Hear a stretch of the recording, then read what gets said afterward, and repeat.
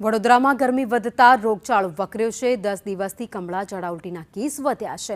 એસએસજીના ચેપી રોગ હોસ્પિટલના તબીબનું નિવેદન છે, આડેધડ ઠંડા પીણા પીવાથી કમળો થઈ શકે છે। દૈનિક 150 દર્દીઓ ઓપીડીમાં આવી રહ્યા છે।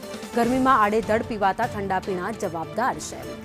ચોખ્ખાઈ વગરનો બરફ સરબતથી રોગચાળો વકરી રહ્યો છે, તો અન્ય અનહાઇજેનિક પાણીથી પણ રોગચાળો વકરે છે।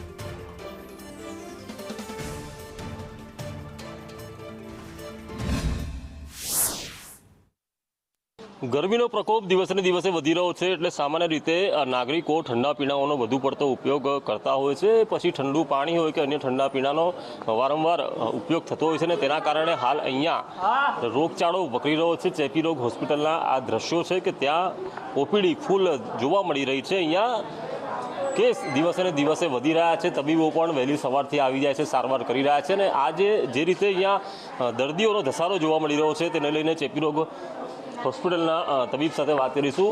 સાહેબ, આ ઓપીડી અત્યારે બહુ ફૂલ લાગી રહી છે, શું કારણ માનો છો ને કયા કયા દર્દીઓનો વધારો થયો છે?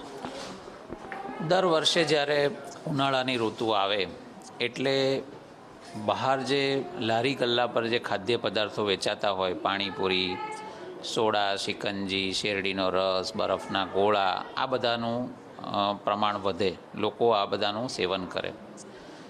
હવે આની અંદર જે પાણી વપરાતું હોય એ અસ્વચ્છ હોય, અથવા તો જે બરફ પર્ટિક્યુલરલી વપરાતો હોય એ બરફ જે પાણીમાંથી બનાવ્યો એ જો ક્લોરિનેટેડ ના હોય તો એવા પદાર્થો ખાવા પીવાથી કમળો, ટાઇફોઇડ, ઝાડા ઉલટી આ ટાઈપના રોગો આ સિઝનમાં જોવા મળે।